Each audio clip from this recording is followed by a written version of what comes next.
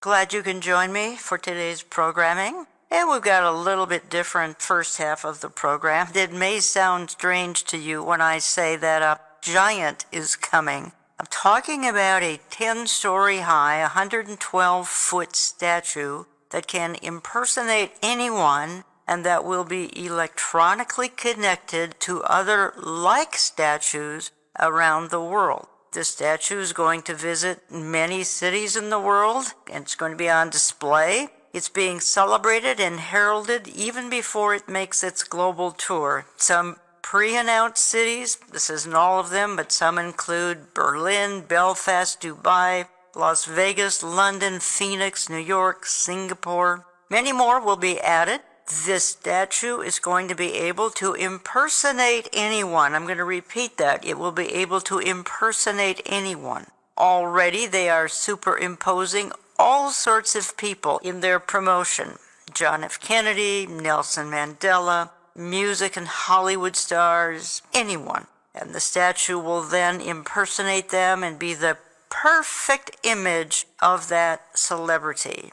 Well, there's coming an idolatrous image of the Antichrist that will be different from any other idol in human history. And the false prophet will animate the image of the Antichrist so that it gives the appearance of being alive. I want to play a short clip here. Then I'm going to introduce my first guest of the program. It can also bring mega tourist dollars and support the local economy.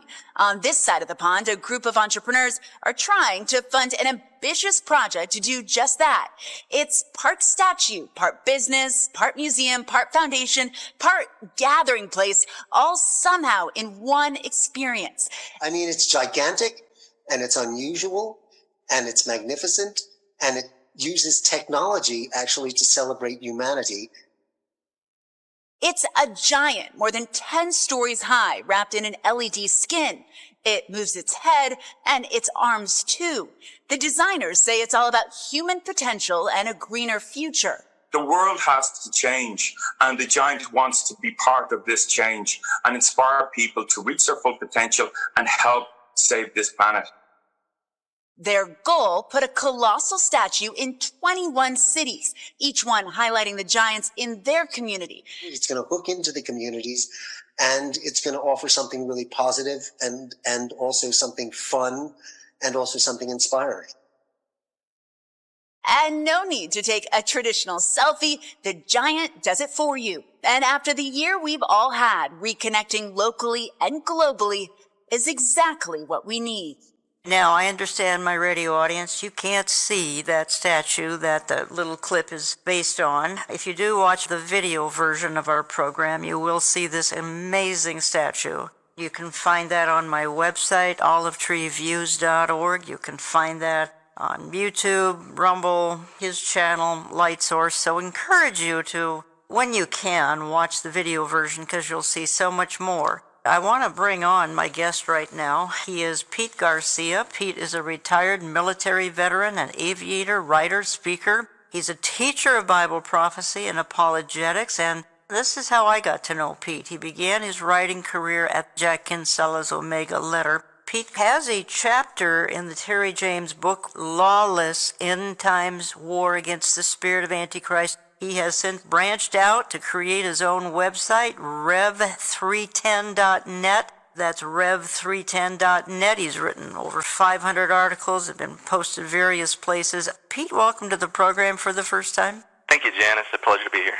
Just going to read a quick Bible verse here, and then we want to get your perspective on things. I'm going to Revelation 13. Here's a couple of verses. And he deceives those who dwell on the earth by those signs which he was granted to do in the sight of the beast, telling those who dwell on the earth to make an image to the beast, who was wounded by the sword and lived. He was granted power to give breath to the image of the beast, that the image of the beast should both speak and cause as many as would not worship the image of the beast to be killed. Revelation 13, 14, and 15. And I want to stress right up front here, Pete, that neither you nor I are saying that this giant is necessarily the image of the beast, but nonetheless, you've seen the videos, etc. I've seen them. Pretty creepy, and it could come about, right? Absolutely. I think that this speaks a lot to observation and potential versus what we would consider speculation.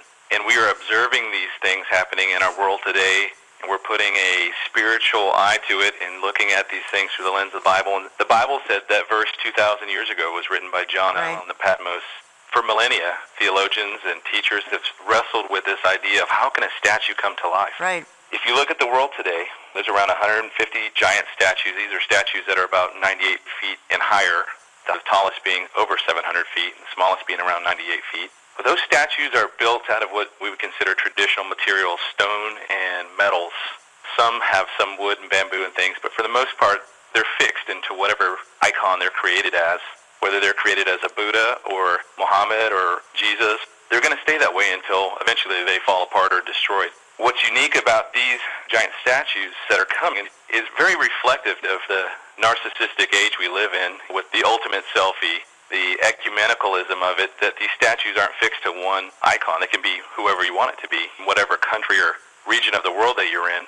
That's who that icon can reflect and can change on the hour every day. Right. They can morph into different people. They can sing, they can speak. Your normal statue is pretty permanent. It doesn't get animated, your average statue. This one does. This one talks. This one moves its arms. This one bends its head. This is more than a statue. This is a creepy thing that could easily morph into the image of the Antichrist. And as Mark Hitchcock opened with that clip that I played, there are over 100 passages in the Bible that talk about the Antichrist. There are many, many passages, and I'll try to refer to some here, that speak of the image of the beast. Ultimately, we know it's going to all be defeated by God, but in the meantime, we just see prophecy being fulfilled on a daily basis. You're right, and there's 8 passages in Revelation that put the beast and the image together, and that it's not just the worshiping of the Antichrist himself, but also of this image. So this image is going to play a significant role in the Antichrist administration and this final world government to come. This statue is billed as the tallest moving structure. It's billed as a place to behold heroes, because it can morph into anybody you can imagine. It's billed as a place to celebrate those who are great. It's supposedly coming to 21 cities in 2021 and beyond. So it's created, I believe, in 2015, but it's just getting into gear in 2021. The Bible does not provide many details concerning the image of the beast. We know this, however, that the false prophet will have the power to give breath to the image of the first beast, so that the image could speak. Revelation 13:15. This breathing, speaking image of the beast will then demand worship. Anyone who refuses to worship the image of the beast will be killed. And then Revelation 20 verse 4 says that the mode of execution, as we know in the Bible, is going to be beheading. Did you ever think you'd see something like this in your lifetime? When you sit and watch that video, which again we'll show in the video version of our program here, Pete, it's just stunning. It is. Honestly, I didn't know about it until this year. As you mentioned earlier, this thing has been going on since about 2015. So this idea has been in the minds of these entrepreneurs and these folks that want to make this happen. What's interesting with regards to the false prophet being able to breathe life or make this image come to life is in part of their promo, they said the giant will lead the charge on promoting sustainable living, climate action, and funding programs, as well as engaging in other philanthropic endeavors. While every giant is bespoke for its city and country, each is also a member of a family that can digitally communicate with other giants around the world. And then if you go down later into the things that this can do, they talk about highly immersive exhibits feature state-of-the-art technologies, including augmented and virtual reality, robotics, and artificial intelligence. They're going to build these statues as global events will engender global communities, and these will be trend-setting events that will be becoming a defining social feature for the coming decades. So it's not just the statue itself, but the base of the statue becomes these huge exhibits, these big areas for events to happen. And if you overlay that with Revelation 13, you can picture a guillotine there. You can picture a lot of things that could be happening down the road with this if put into the wrong hands. Well, the city of Phoenix, it can't wait for this to happen. A giant 10-story tall statue in downtown Phoenix. An Irish company wants to make it a reality. The company has plans to build these giant statues in 21 cities in 2021, and Phoenix is one of them. Team 12's Mitch Carr looked into the giant and how it would compare to the rest of the city's already vibrant art scene. People of the world, welcome to the Giant. The Giant Company bills the Giant statue as the world's largest moving sculpture, capable of displaying the faces of famous Americans or even you after a 360-degree body scan. Imagine you can be the Giant. It seems like something out of a science fiction movie. And if you look around town at Phoenix's hundreds of murals and other art installations, it would certainly be unique. I think it's really cool and it should go everywhere. If I was traveling somewhere, like travelers coming into Phoenix, I would probably want to see that. The actual public art program that is produced and conducted by the city of Phoenix is actually nationally, if not internationally, renowned. Katrina Kaler is the president and CEO of ArtLink, which works to produce and display public art in Phoenix. ArtLink works with the city, property owners, and artists to get the right pieces of art in the right places. Kaler is not involved with, nor has she seen plans for, the Giant, but says any art piece needs to fit in. The most successful art installations are relevant to the community and relevant to the place. The Arizona Republic reported that Phoenix was one of 21 cities targeted by the Giant Company. Coming to 21 cities in 2021. The Giant Company did not respond to our request for comment, but the City of Phoenix's Planning and Development Department said it had received no official inquiry on permitting or site review from the company. Awaken the Giant in you. You're listening to Understanding the Times Radio. I'm Jan Markell. I'm talking about a phenomenon that began in 2015, but in 2021, the Giant is supposed to visit 21 cities. That was some media out of Phoenix, because they're all excited about it. I'm talking about it with Pete Garcia, and you may know Pete from a lot of online writing. He's got some books out as well. He began his writing career with the Omega Letter, Jack Kinsella's organization, from 2011 to 2018, and Pete has a chapter in the Terry James book we carry, Lawless End Times War Against the Spirit of Antichrist. Find it in my online store, olivetreeviews.org, olivetreeviews.org. His own website now is rev310.net. So Revelation 3:10 says, because you have kept my word about patient endurance, I will keep you from the hour of trial that is coming on the whole world to try those who dwell on the earth. What's coming on the whole world is the tribulation. And the Lord is saying to the church, because you have kept my word about patient endurance, I will keep you from the hour of trial that is coming on the whole world. Pete Garcia, before I move on further, tell me why you have your website titled rev310.net. I know, but I suspect my audience might need to be clued in here. I think it's one of the strongest evidences for the pre-tribulation rapture, and the fact that the Lord promises to keep us from the hour of trial which will come upon the whole world. It's not just keeping us through it, it's keeping us from the very time of it that's coming upon the inhabitants of the earth. If we weren't in heaven, why would Jesus need to distinguish between the inhabitants of the earth, between anybody else? If we weren't in heaven, where else would we be?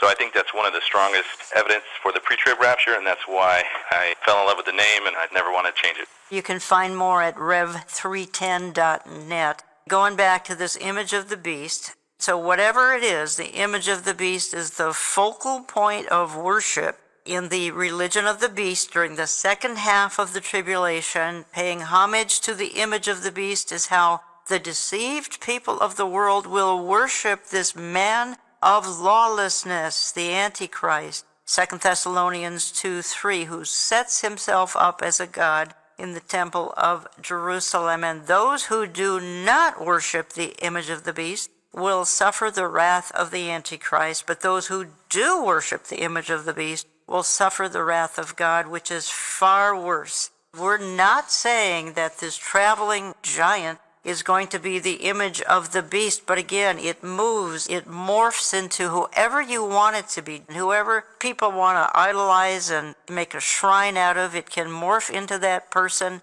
They show it in the videos, morphing into John F. Kennedy, many, many others, Nelson Mandela. Whoever the world wants to celebrate, how about if the world wants to celebrate the Antichrist? And therefore the image of this beast is going to turn up just as we're outlining here. Pete, you sent me some takeaways here, and I think we should talk about them for a few minutes. And the first takeaway is the fact that these statues are programmable, as opposed, as you said, to a traditional stationary statue means they can be hijacked for nefarious purposes. And number two, the fact that these statues will be digitally linked together means they can broadcast messages around the world simultaneously. And when the world moves under one government, this digital linkage will come in handy. I think that's really important to understand, Pete, and that is that this is possibly a piece here in the puzzle of the one world system. Absolutely. Those two things are key for today. For me, and I've listened to a lot of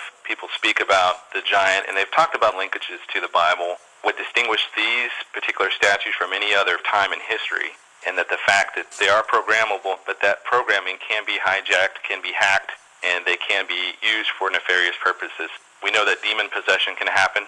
How much easier is it for a demon to possess a non-living thing, a machine or a system? If you look back a couple of years with Google trying to mess around with AI, they have these two AI bots talking to each other. Next thing you know, they've created their own language, and next thing you know, they're talking about very scary things.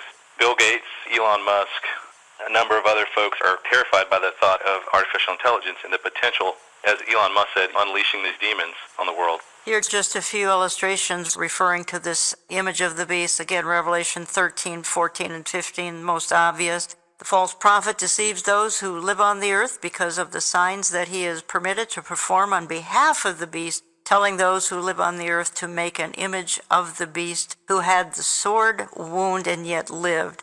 And he was permitted to give a spirit to the image of the beast so that the image of the beast could both speak and cause whoever would not worship the image of the beast to be killed. Again, Revelation 14:9. A third of the angels followed them and spoke with a loud voice. If anyone worships the beast and his image and receives a mark on his forehead or his hand, he will also drink of the wine of God's wrath, which is mixed full strength in the cup of his anger. Revelation 15:2. I also saw something like a sea of glass mixed with fire, and those who had won the victory over the image, over the beast, his image, and the number of his name, were standing on the sea of glass with harps from God. Revelation 16:2, the first bowl angel went and poured out his bowl on the earth, and severe painful sores broke out on the people who had the mark of the beast and who worshipped his image. We could go on, but just trying to point out that there is much talk in the Bible about this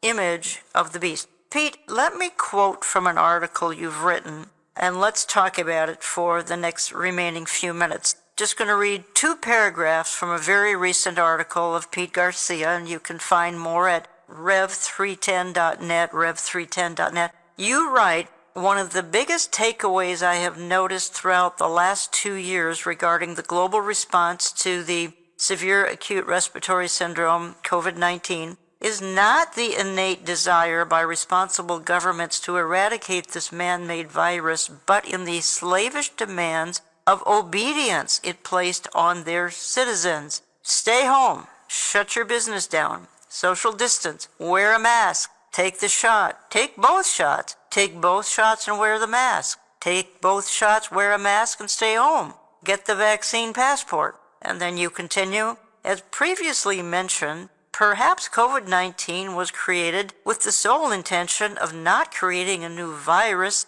through illegal gain-of-function research, but for creating the global need for a vaccine passport. The premise behind this thinking is as follows. If you don't get a passport, you cannot travel to work. You cannot buy or sell. You cannot go to school. You basically surrender your right to a normal life. While this COVID-19 crisis is not the 4th seal of Revelation 6, I believe, and this is your personal opinion, that this enforcement of these untested injections may lead to a superbug scenario down the road that later plays out when the 4th horseman ride. Pete, you are saying that what has happened to the world in the last 18 months certainly could be apocalyptic. Others are saying this is but a blip on the radar and it's going to pass. I'm not so sure about that. And personally, I see tyranny rising in America and other parts of the West, and it really troubles me. I see the growing loss of freedom. Where do you see this going? I think the sense of normalcy that people want to go back to, it's never going to come back. With 2020, we crossed this threshold of government power where they want to take the world based off of the United Nations mandates, Agenda 2030 and all that. They've already seen that they can do it, and they're not going to back off. Historically speaking, tyranny is never just tried a little bit and then we went too far, let's back off.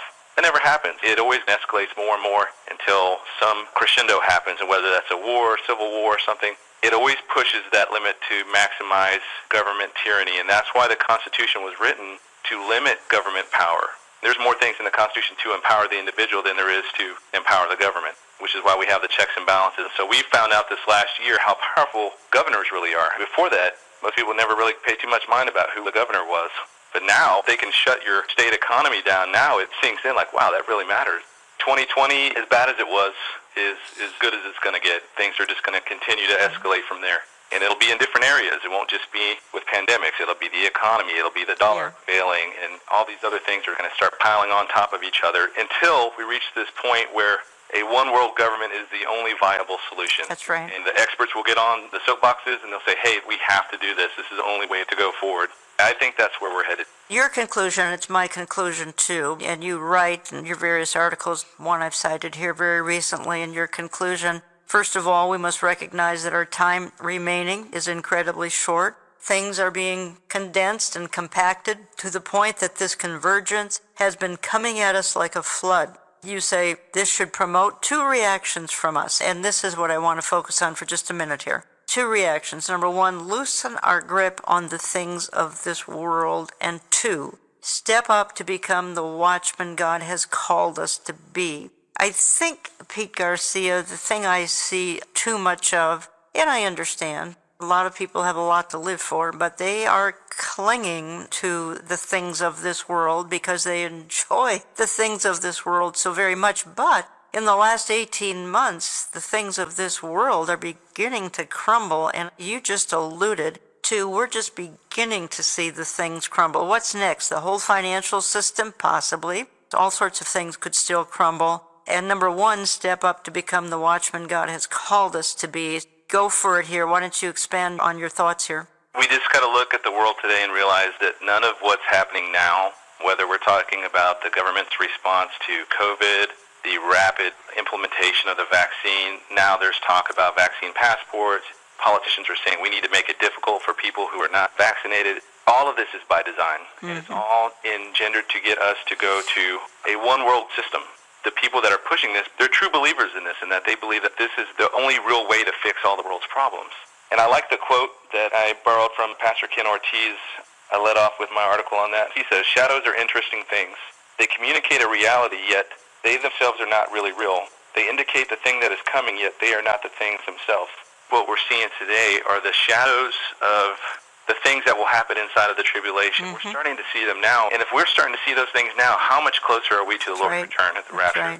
For Christians, even though the times are bleak and you can't turn on the news without being blasted with terrifying information, we have to realize that there is the silver lining and that Christ is coming soon, and that these things are pointing to that. We're not looking at these things today trying to be sensationalists. We're looking at these things as observers of the times. And just like if I were back in 1903 on the airfield there at Kitty Hawk, North Carolina, watching the Wright brothers take off for the first time, I would look at this plane flying in the air and I think, wow, man has done it. Man has conquered air. We can now fly. But I would also look at it and say that has potential to be used by the military. It has the potential to be used for commercial purposes. So we look at these giants and we look at the signs of the way that government's reacting to all these crises. And we see those as those things can be potentially used for the wrong purposes. And I think that's where the world's headed at this point. Play one more clip of Mark Hitchcock here, and I'm going to come back and make a comment about it. The Bible talks about this coming world ruler, the Antichrist. It's interesting. He's called the little horn. So he arises first insignificantly.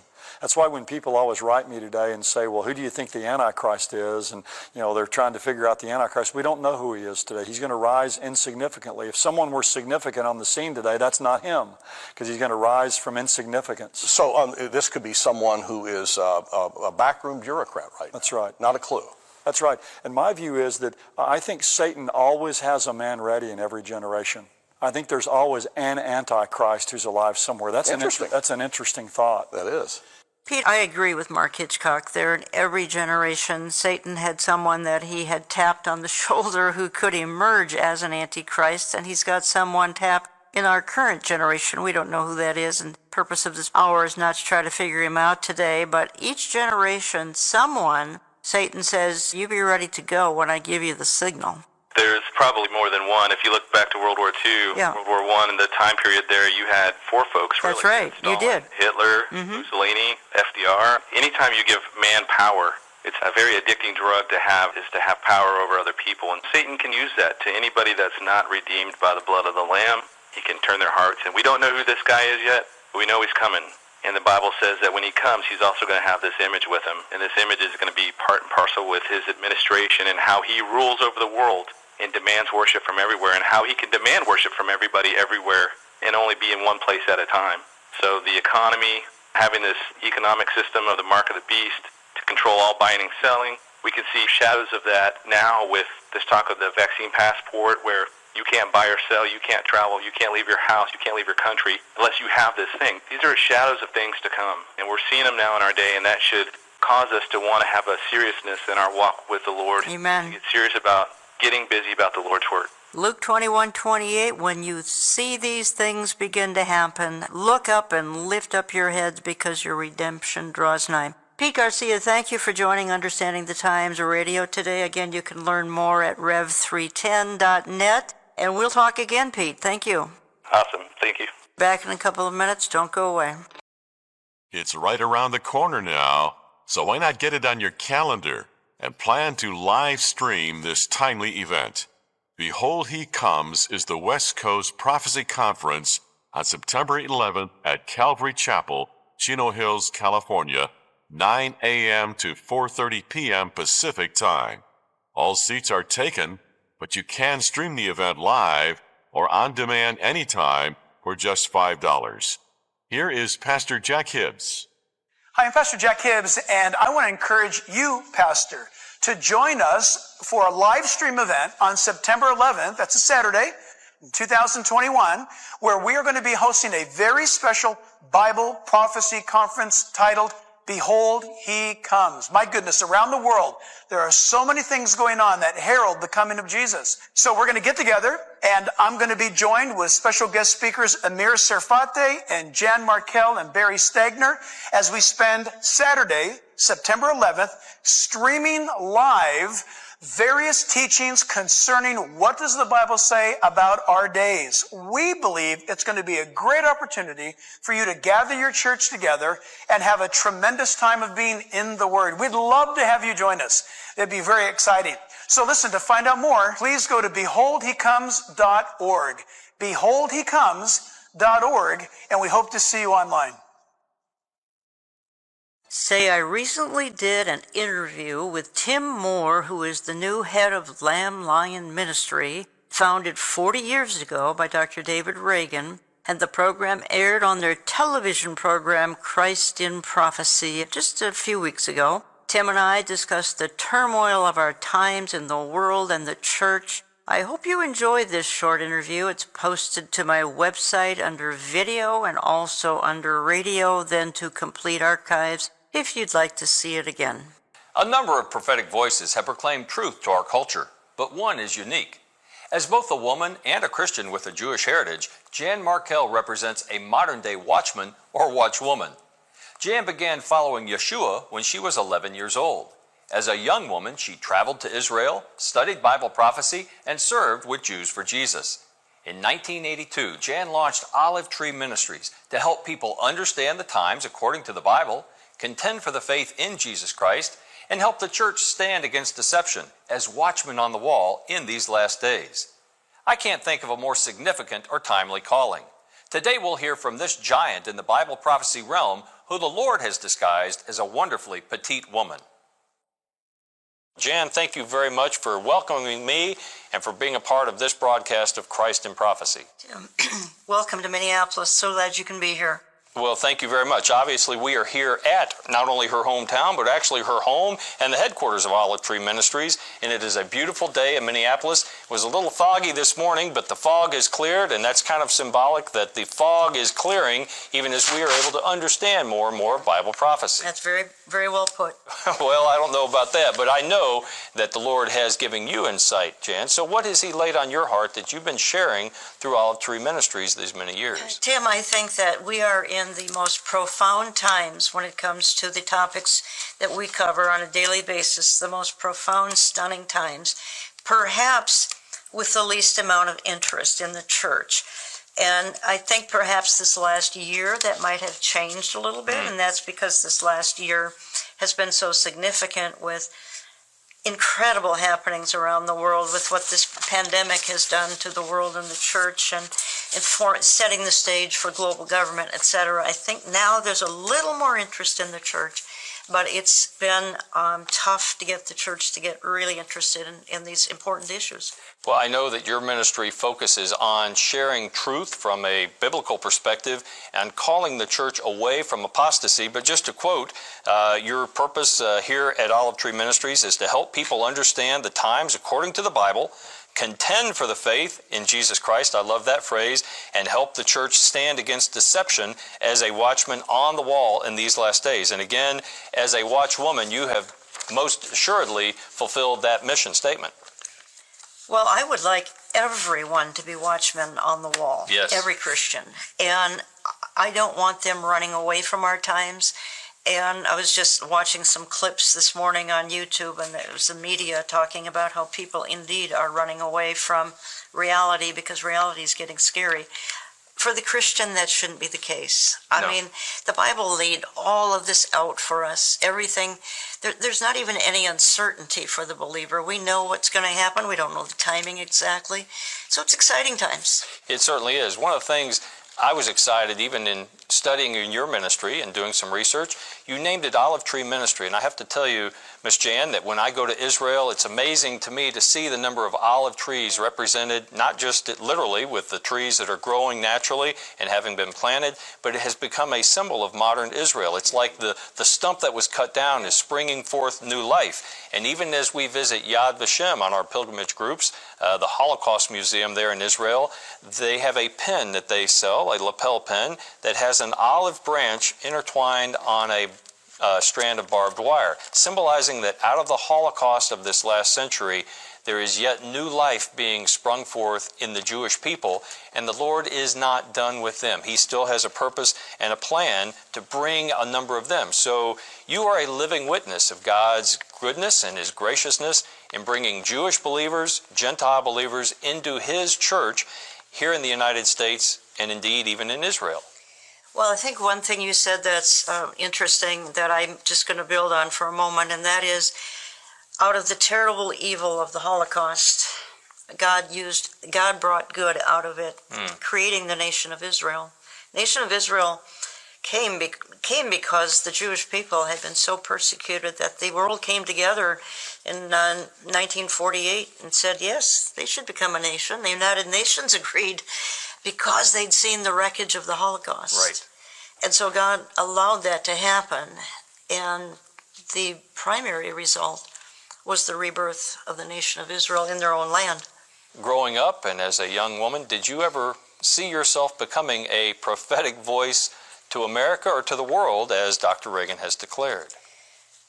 No, I didn't. And as a matter of fact, the first a couple decades of my ministry were very difficult. I had a very serious illness for the first couple decades I was in ministry, and it kind of held me back. And I don't need to go into details, but I just started radio in some 20 years ago because I kind of started late, a ministry in radio in 2000, 2001. So, but the first couple decades of ministry were a great struggle for me. So the fact that God has been able to use me in any way I find miraculous. And again, I'm just trying to wake people up as to the tide of our times, because You know, it says in Ezekiel 33 that we really are all called to be watchmen. Yes. And if we don't sound the alarm, whatever God has put on our heart and made us aware of, then the blood is on our hands. And so I'm just encouraging people, particularly as the hour now is so late, to speak up, to not hold back, to give forth the truth as they see it, as it concerns the lateness of the hour and winning the lost while there's still time, because I don't know that we have a lot of time left. I love the point that you make. It's not just learning about what is going on, the events swirling around us, but really the motivation is to save a few, to save as many as are called. We're on a rescue mission. Yes, ma'am. Well, we're not just yelling fire in a crowded theater. We're trying to give people an understanding of the threat that exists and call them to the greater hope. Jen, you've actually coined a phrase Dr. Reagan has used many times, and I've come to borrow. I give you credit for it, because even as our society and the world in general descends into chaos, you like to say, things aren't falling apart, they're falling in place. What do you mean by that? Well, I think and I've already referenced the tide of our times being tumultuous, and they are. And they're troubling. And if you look at headlines as often as I do, and I was looking at them early this morning, and I had to look away because they were troubling. But the Bible outlines everything that's to happen in detail. And so we're just watching things line up as the Bible said they would line up in the last days. Unfortunately, the Bible says the last days will be perilous. Says that the last days will have mankind slipping into reprobate mind thinking. Yes. Therefore, the last days are going to be troubling, and yet they're falling into place just as outlined scripturally. And my question is, and we can get into this in our interview here, are the pulpits talking about these things? And if not, why not? And if there's still time. And we've had a year, 2020, an unbelievable year, and my hope is that pastors are building on what happened in this past year, and that there are lessons for the church in this past year. My goodness, there are testings for the church in this past year. The church was closed much of 2020, at least in certain states. They were fighting governors to even allow 10 people or 30 people in their building, when they might have been a megachurch. So there are tremendous challenges upon the church in the last year. But I'm hoping that's been a great opportunity for them too. I pray that it will be. I think you're exactly right. Do we seize this opportunity? Listening to you, I'm reminded, as you say, it took a season for your ministry really to take off, but the Lord was preparing you for such a time as this, much like another lady of Scripture, Miss Esther, who obviously the Lord put in a particular place in a particular time so she could be a voice to save some of her people. And so on that note, I have to observe, Jan, that as a Jew, you've provided many times very poignant and heart-wrenching accounts of the anti-Semitism that has plagued the West in general and the church itself for 2,000 years. In your book and DVD chronicling Anita Dittman's testimony called Trapped in Hitler's Hell, you convict hearts that are receptive to truth and that are not satanically hardened. So tell us about your passion for the Jewish people in particular, and for all people who need to hear this message of salvation. Well, I met Anita Dittman in 1978, wrote her book in 1979, and miraculously it's still circulating, which is incredible because books have a shelf life, quite frankly. Yes. They generally die after 2 years or so, and we just keep writing more books. But her story has lived on for over 40 years, and I'm so grateful because referring to anti-Semitism and my burden on that topic, I mean, it's a huge topic. It's taking off as we speak. It's taking off, my goodness. The whole Black Lives Matter movement is built around anti-Semitism. Yes. People don't know that. And churches are signing on to it, the Black Lives Matter, and they don't realize that it's rooted in anti-Semitism. But my burden is more the anti-Semitism in the church. Now you might say, you mean literal anti-Semitism? In some cases, yes. You've got the BDS movement, boycott, divest, sanction. You've got whole denominations. You've got the National Council of Churches behind that, World Council of Churches. You've got certain denominations cheering the BDS movement on. To me, that's anti-Semitism in the church. Yes, You've ma'am. got replacement theology in the church. And that's with the teaching that the church has replaced Israel, and Israel is set aside so the church can be the prominent player of our time. Not so. But again, I see that as anti-Semitism. Now, is that particular church teaching that? Are they blatantly anti-Semitic? Maybe not. But the theology they're embracing is, and they need to be called out on it. Too many times they are being deceived, and sometimes either through ignorance or occasionally through willful agreement with deception. And so either way, I appreciate your voice calling them out. I've witnessed also a tremendous rise in anti-Semitism, and it's something that should be eradicated from the Church of Jesus Christ, because it certainly does not reflect Christian values and Well, beliefs. my question is, how can these people worship a Jewish Messiah and have anti-Semitic sentiment in their heart? I can't make that. No, ma'am. That doesn't compute. 2 and 2 doesn't make 4. Well, you already referenced the Lord giving over so many people in this world to a reprobate mind. That's Romans 1. But in Romans 9 through 11, Paul also says he has not cast aside the Jewish people, and there are still promises held out to them. That's right. Jan, your prophetic voice is widely respected because you speak out truth, even in our culture, to any who are followers of Jesus Christ. Yeshua, obviously, in Hebrew. And yet you are also recognized as one of the few women who is fulfilling this role. You are, in that essence, a modern-day Deborah.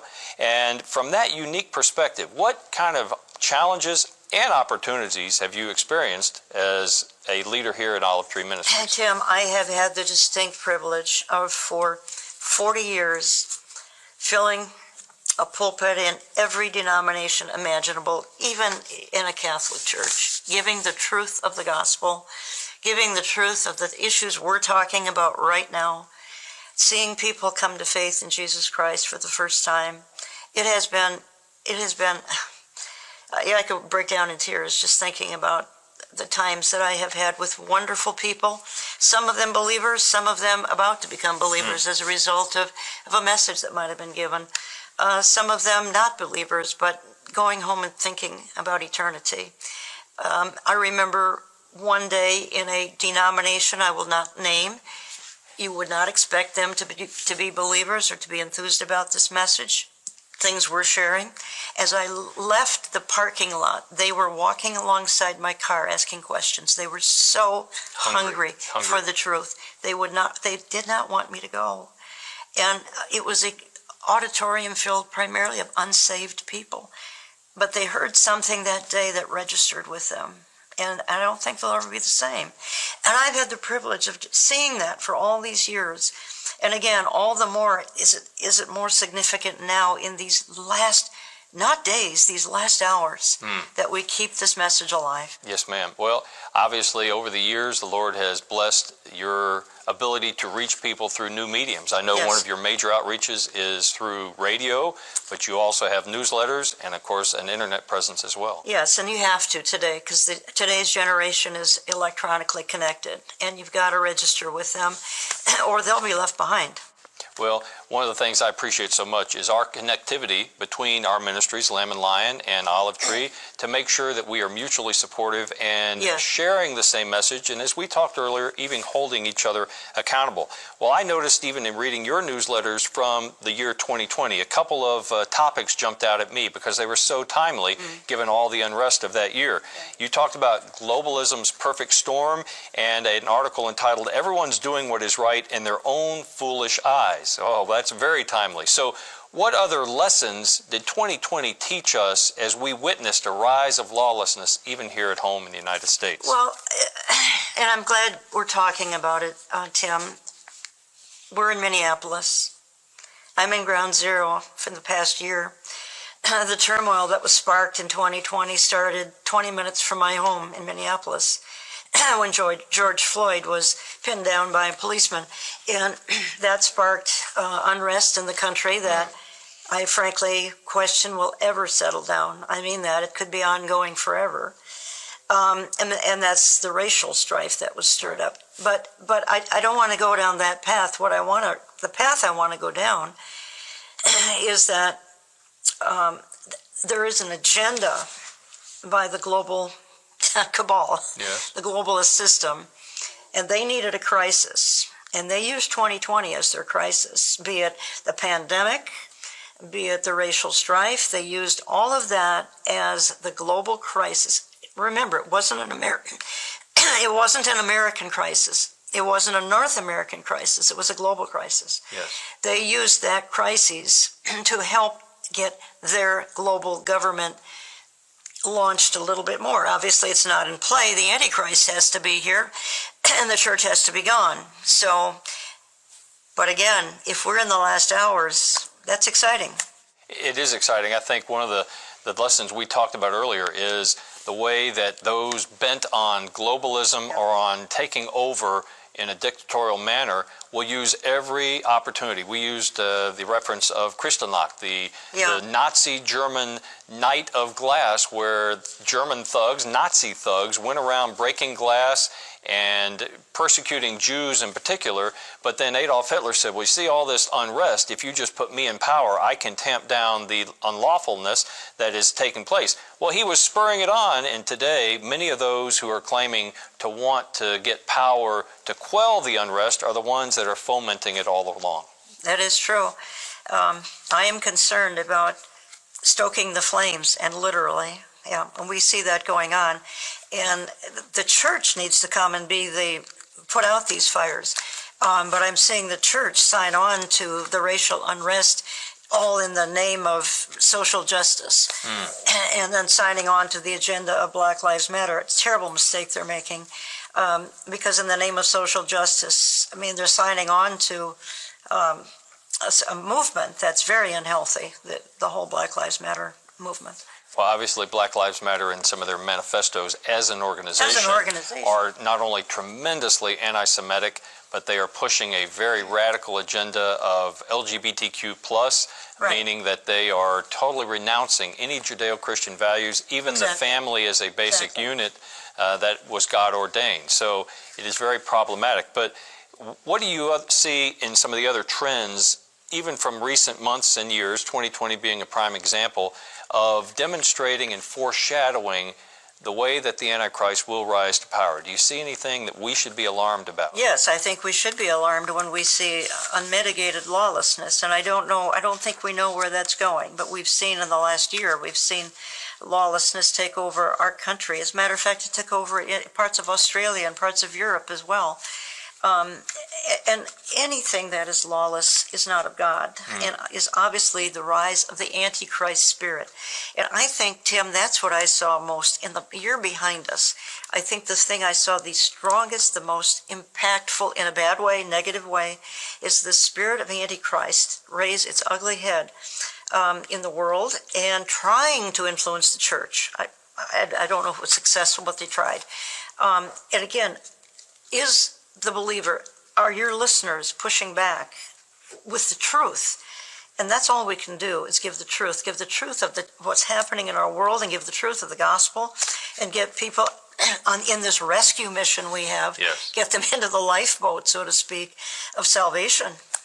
Well, I'm prayerful that over time, just as you said earlier, the Lord could take a great horrific calamity like the Holocaust and make something good and beautiful come out of it. That is the rebirth of Israel, which he foretold and prophesied would occur. And so even out of this darkness, we can see rays of light, because as the world grows darker, the light shines all the brighter. And some people, I believe, are very hungry, just like the folks you shared a moment ago, who are wanting to follow after you. We hear you have words of truth. Share more of that with us. Yeah, so these are exciting times. I'm not the least bit discouraged. I mean, again, I'm right here in Ground Zero, Minneapolis. Parts of it, huge segments, were burned down last year and will never come back. And in the natural, that's very discouraging. But I'm not discouraged. I see it as a sign of the times. It's a reminder to the church. Look up. I am coming soon. Amen and amen. Well, just like Deborah herself, you've never been shy about proclaiming truth to power, whether it's people in the church or in the secular world, kings and rulers. And you've denounced the slide to the left in our society and, sadly, in so many of our churches. What do you see as the greatest threat to the church worldwide or here in America, and the opportunity that they must seize, that we as believers must seize right now in such a time as this? Well, I think just discerning the times, how late we are. And again, is the church doing that? I don't think so. I think a deeper problem, Tim, is just the growing apostasy, which is predicted in the Bible. Yes. There are more Bible references about the last days apostasy than almost anything else other than maybe the rebirth of Israel. And then you go out, Paul and Peter, all those verses in those 1st and 2nd Timothy, all the warnings about the wolves that are going to come and devour the flock with false teaching and horrible theology and doctrines of demons. And that's what's happening in our churches today. And again, and there are watchmen, just good pew sitters who are watchmen trying to warn. And in many cases, they're brushed off. And nobody's listening to them, and they're trying to tell the church leadership, we're going down the wrong path. We're just simply, this church is going to, whether it's New Apostolic Reformation or, again, replacement theology, all of these things that we could talk about if we had 3 hours and we'd fill them quickly. So many things, and they've come along in the last 100 years? No, in the last really 10 years. Even Christian Palestinianism, whoever would have thought of that? No, Jesus was a Palestinian. That's just in the last 10 years or so. Yeah, the Palestinian, ideology that has been sprouted forth in the last number of years is a lie in terms of trying to distract us from the truth revealed in Scripture. But it's distracted the church from a great calling, and Yes, that ma'am. is to get their folks focused on winning the Jews to Jesus, and to our message on the end times, that the King is coming. The King is coming. And Israel is the key. Amen, amen.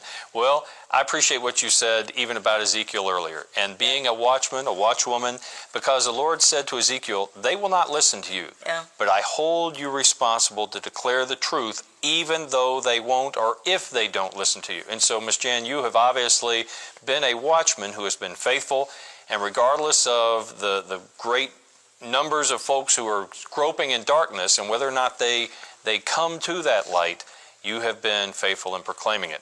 I got to say this, in spite of all the gloom that we see descending on the world today, ours is a message of joyful hope. So tell us about your unfailing confidence in our blessed hope. Well, I have watched for the Lord Jesus to return. Quite frankly, I think I started watching as a young adult in the 1970s. I went to Israel in the 70s, late 70s, and Hal Lindsey's book, Late Great Planet Earth, and that so inspired me.